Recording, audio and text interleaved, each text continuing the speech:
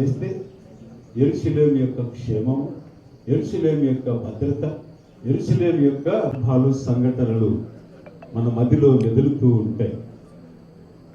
ఆదర్శమందును ఆశయమందును మించి తాగుగా ఈ మాటను మనం వింటాం.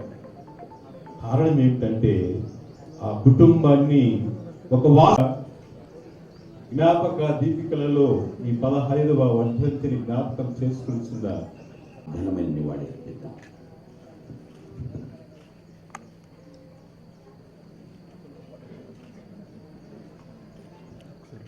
జీవితాల నుండి, అనుభవాల నుండి వెలువడినటువంటి జీవిత సత్య, వీటిని ఒకసారి మనం కూడా జ్ఞాపకం చేయబడతాం. దేవుని యందు ప్రియమైన వారులారా, ఈ నీతిమంతులు నిత్యము మీ దివ్య సన్నిధిలో సంతోషిస్తున్నందుకు వందనాలు చెల్లిస్తున్నాము. విడవబడినటువంటి కుటుంబాన్ని బట్టి మీకు వైఎస్ఆర్ ఆయనను మరువగలమా?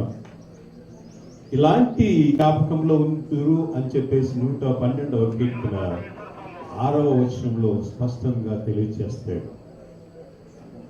ఈ మాట దేవుని యందు ఆశీర్వాదాలు ఇలాంటి కుటుంబం మీద ఉంటాయి అని చెప్పేసి ఆలోచించినప్పుడు అవి ఏ విధంగా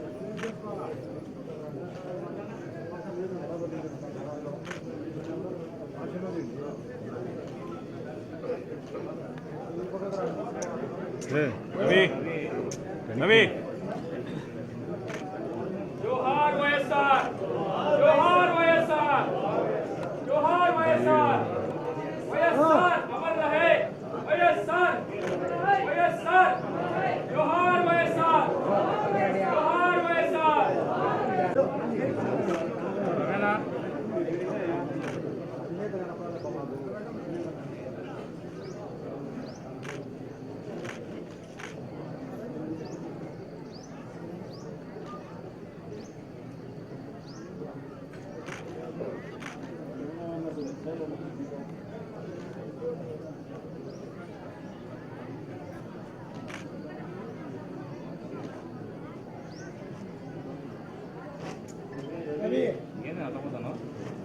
Yeah.